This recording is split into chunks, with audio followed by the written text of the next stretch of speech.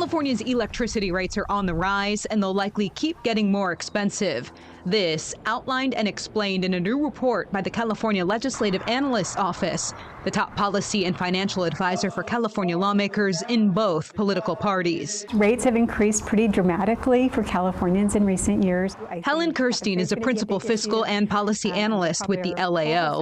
In the report, the office said the state's ambitious environmental policies, wildfire costs, and the increased demand for electricity as California moves away from oil and gas are main factors behind those rising rates. One of the reasons we chose this specific topic is because we think affordability is such an important issue for the legislature. On the climate side, I think there's a really important aspect there where if electricity rates are high, it's harder to make the case to Californians to electrify. And we need folks to electrify if we're going to meet our climate goals. Most Californians get their electricity from investor-owned utilities like PG&E.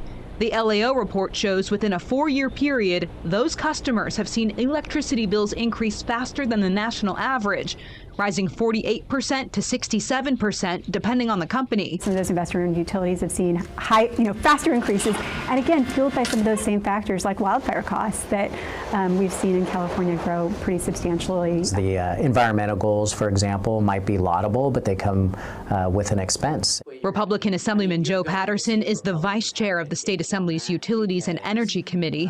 He's introducing 2 proposed laws, one that requires state regulators to get more public input when they consider raising rates, and another requiring utility bills to show you how much you're paying for the decisions of the governor and state lawmakers. Well, not only are Californians frustrated by the cost of utility prices, but also my constituents are constantly blaming the utilities. And I think, look, the utilities play a role in that. But at the end of the day, Californians ought to know that the majority of their bill is because of decisions made in this building. And so what I want them to know is what percentage of their bill is because of the decisions made here, so they can actually hold their elected officials accountable. Now, in October, Governor Gavin Newsom signed an executive order to try to address the rising cost of these utility bills.